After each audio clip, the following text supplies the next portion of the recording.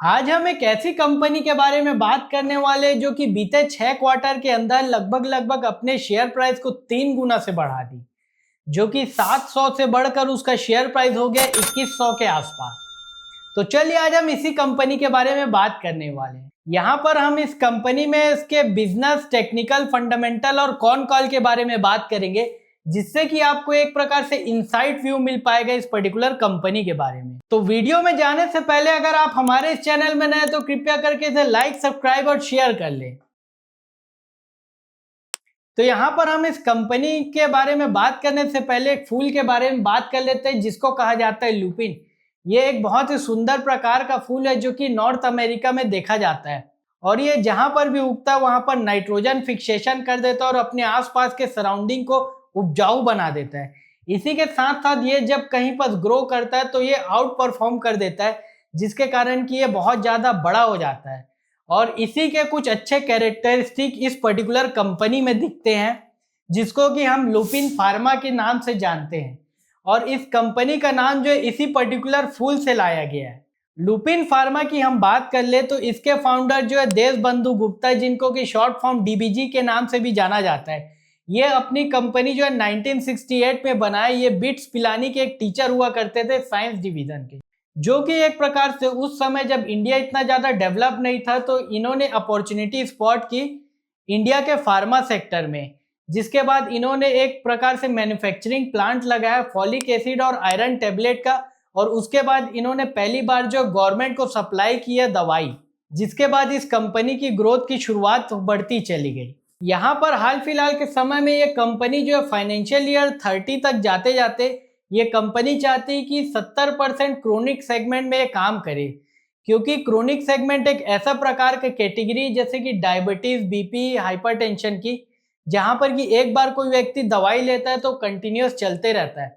अगर आप हमारे घर की भी बात कर ले तो यहाँ पर कई सारे पेशेंट हैं जिनकी दवाई जो एक प्रकार से चलना चालू करती है तो आजीवन चलती है। जैसे कि डायबिटीज की बात कर ले तो हमारे फैमिली मेंबर एक पर्टिकुलर एबॉर्ट की दवाई को ले रहे थे, जिसका दाम एक पत्ते का पहले 60 रुपए था और आज के डेट में उसका दाम जो है 250 रुपए के आसपास है।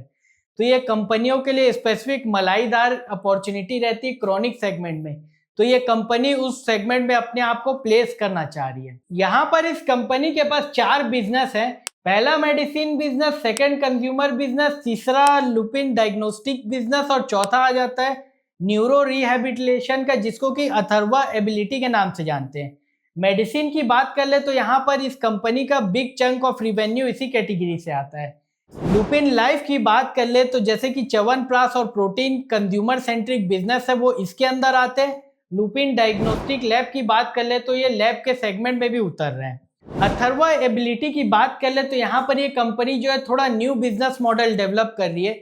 जैसे कि कई सारे व्यक्ति जो कि न्यूरल डिसेबिलिटी फेस करते हैं तो वहां पर उसके नर्वस सिस्टम को रिहेबिलिटेशन प्रोवाइड करने का काम करती है, जहां पर कि कुछ लोग जो कि उसके नर्वस सिस्टम को वापस से जिंदा करने का काम करते हैं पर्टिकुलर एक्सरसाइज से, जैसा कि आप लोग देख पा रहे होंगे इसमें।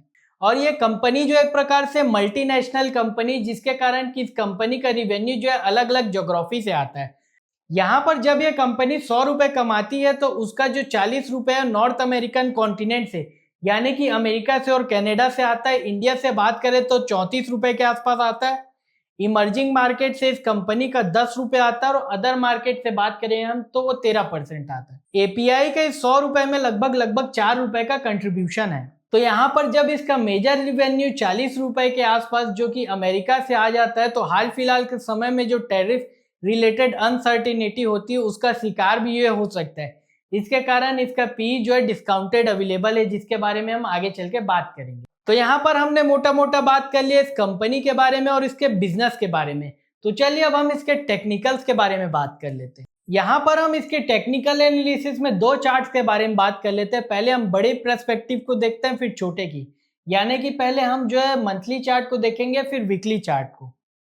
तो जैसा कि आप लोग देख पा रहे होंगे मंथली चार्ट में यहाँ पर इसका शेयर प्राइस जो है ऑल टाइम हाई पे आ चुका है और पिछले रेजिस्टेंस को क्रॉस कर दिया है और सपोर्ट ले रहा है लगभग लगभग 20 पीरियड मूविंग एवरेज में।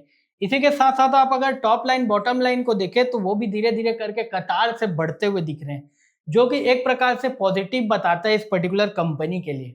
क्योंकि यहाँ पर इस चीज़ों को एक बार तोड़ के ऊपर चलना चालू करेगा तो बहुत स्पीड से कंपनी जो है डिफरेंट ट्रेजेक्टरी में जा पाएगा। यहाँ पर हम इसके वीकली चार्ट की बात करें तो जैसा कि आप लोग देख पा रहे होंगे, यहाँ पर शेयर प्राइस जो है 20 पीरियड सिंपल मूविंग एवरेज के नीचे है, लेकिन वो इसी के नीचे जो है धीरे धीरे करके कंसोलिडेट कर रहा है। हम ज़्यादातर 20 पीरियड मूविंग एवरेज ऊपर वाले शेयर के बारे में बात करते हैं, लेकिन यहाँ पर कंसोलिडेट हो रहा है धीरे धीरे। जब ये ऊपर आएगा तो यहाँ से बहुत स्पीड से ये बढ़ सकता है। इसी के साथ साथ आप अगर RSI की वैल्यू देखें तो वहां पर भी जो सिंपल मूविंग एवरेज के नीचे है RSI, लेकिन यहाँ पर अब गोले में हम डिनोट कर रहे हैं जब भी ये स्पीड से बढ़ना चालू करेगा तो जैसे कि हमने मंथली चार्ट में देखा, इसका शेयर प्राइस जो है अलग डिफरेंट ट्रेजेक्टरी में चला जाएगा। और जैसे कि हमने वीडियो के शुरू में ही बात किया कि बीते 6 क्वार्टर में इस कंपनी का शेयर प्राइस जो है 700 से 2100 हो गया, जहां पर कि 3 गुना बढ़ गया, जैसा कि आप लोग देख पा रहे होंगे। इसी के साथ साथ इस कंपनी के शेयर प्राइस में जो है फ्लैग एंड पोल पैटर्न भी बना, जो कि एक प्रकार से कंटिन्यूटी को बताने का काम करता है। इसके बारे में अगर आपको और जानना हो तो आप कमेंट करके बता सकते हैं, जिससे कि हम आपको आगे चल के इसको वीडियो में बता सकते हैं। फिर इसी के साथ साथ आप अगर टॉप लाइन और बॉटम लाइन की बात कर ले तो इनको भी हमने एरो से डिनोट किया, जो कि बढ़ता चला जा रहा है एक प्रकार से मशीन की तरह, जो कि इस कंपनी के शेयर प्राइस को फ्यूल प्रोवाइड करने का काम कर रहा है। तो यहाँ पर हम इस कंपनी के टेक्निकल्स की बात कर ले तो बहुत अच्छे दिखना चालू कर रहे हैं। फंडामेंटल्स की हम बात करें इस कंपनी की तो मार्केट कैप आप लोग देख पा रहे होंगे लगभग 88,000 करोड़ के आसपास है, जो कि इसको लार्ज कैप की श्रेणी में ले आता है। यहाँ पर पी रेशियो की बात कर ले तो 24 के आसपास है, जो कि बहुत चीप लग रही है। इसी के साथ साथ इंडस्ट्री की बात कर ले तो 36 के आसपास है, तो उससे रिलेटिवली चीप मिल रहा है ये company. Price to book ratio की बात कर ले तो ये अपने प्राइस टू बुक रेशियो का लगभग 5 टाइम्स के आसपास ट्रेड कर रहा है। इसी के साथ साथ आप एक और इम्पोर्टेंट रेशियो को देख रहे होंगे, जो कि पीजी रेशियो। एक प्रकार से ये बताने की कोशिश कर रहे हैं कि ग्रोथ के हिसाब से कंपनी जो है अंडर वैल्यू है, जिसके कारण कि यहाँ पर इस कंपनी के शेयर प्राइस में वॉल्यूम भी देखा गया। यहाँ पर मैं एक और चीज टेक्निकल्स में बताना भूल गया, जिसे बता देता हूँ। यहाँ डिविडेंड की अगर हम बात कर ले तो बीते कुछ क्वार्टर में 4, 8 और 12 इस प्रकार से डिविडेंड भी बढ़े हैं। इसी के साथ साथ एक और इनसाइट है, ये अपनी कंपनी में जो एम्प्लॉय है उसके सैलरी को भी 6% का हाइक दिए, यानी कि एक प्रकार से कंपनी की बढ़ती हुई ग्रोथ को बताने की कोशिश कर रहा है। रेशियो की बात करें हम तो जैसे कि आप लोग देख पा रहे होंगे एरो से डिनोट किया हमने, इसको भी आप अगर रिलेटिव तरीके से देखें तो बीते कुछ क्वार्टर में इसके जो रेशियो है वो भी धीरे धीरे करके बढ़े हैं। चाहे आप रिटर्न ऑन कैपिटल एम्प्लॉयड की बात कर ले, रिटर्न ऑन इक्विटी की बात कर ले या रिटर्न ऑन एसेट की, सब बढ़ते क्रम में, जो कि एक प्रकार से पॉजिटिविटी को बताते हैं। तो जैसा कि आप लोग देख पा रहे होंगे जून 2023 से पूरा वर्टिकल इसका हरा हरा दिख रहा है। ऑपरेटिंग प्रॉफिट और मार्जिन में भी जो है बहुत ज्यादा बढ़ोतरी देखी जा रही है, जिसके कारण इसके प्रॉफिट आफ्टर टैक्स और बिफोर टैक्स भी बढ़ते जा रहे हैं। ईपीएस की बात करें तो हमने इसे लाल कलर के सर्कल से भी डिनोट किया है, जो कि बीते कुछ क्वार्टर से बढ़ता ही जा रहा है, जिसके कारण की पी रेशियो की बात कर ले तो प्राइस तो वहीं रुका हुआ है, लेकिन ईपीएस बढ़ जा रहा है तो पी कंप्रेस हो जा रही है। तो जब मार्केट इसको वापस 40 के पी में ले जाएगा तो यहाँ से प्राइस जो है बहुत स्पीड से बढ़ सकता है। हाल फिलहाल के Q1 फाइनेंशियल ईयर 26 के रिजल्ट के बारे में हम बात कर ले तो जैसा कि आप लोग देख पा रहे होंगे यहाँ पर ज्योग्राफी हिसाब से रिवेन्यू में ग्रोथ बताया है इस कंपनी का, जहां पर कि इंडिया में 8% का ही ग्रोथ हुआ ईयर ऑन ईयर, लेकिन नॉर्थ अमेरिका में देखें तो 23% के आसपास हुआ है।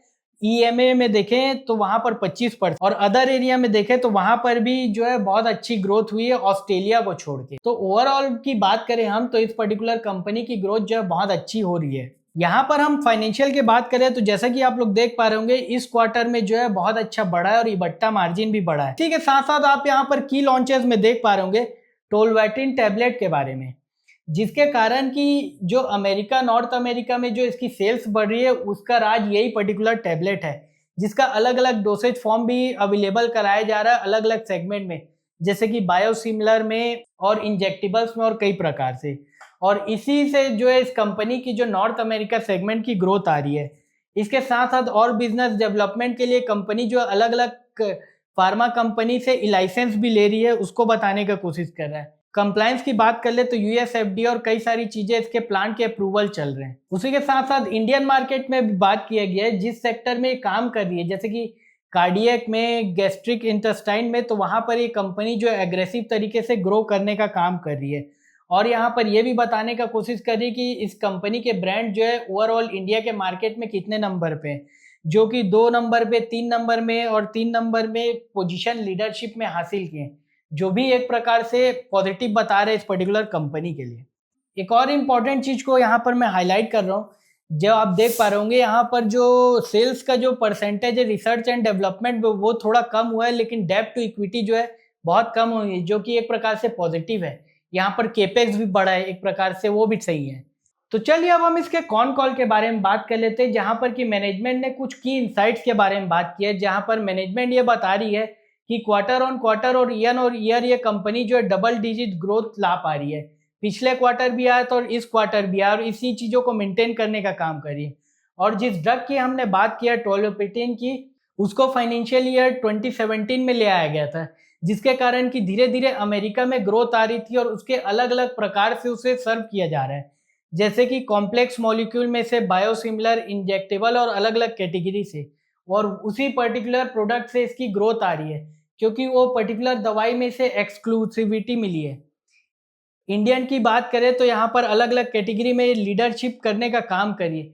इसी के साथ साथ ये कंपनी ने यह बताया कि ओटीसी कैटेगरी में जो दवाई आती है इसकी, उसको एक स्ट्रेटेजिक तरीके से अलग कर दिए, ताकि इस कंपनी का फोकस जो एक पर्टिकुलर चीज़ों में बना रहे। और रिसर्च एंड डेवलपमेंट यहाँ पर थोड़ा बढ़ाया गया है, बताया गया। और यूरोप में ईयर ऑन ईयर 28% की ग्रोथ बताई गई रिवेन्यू में।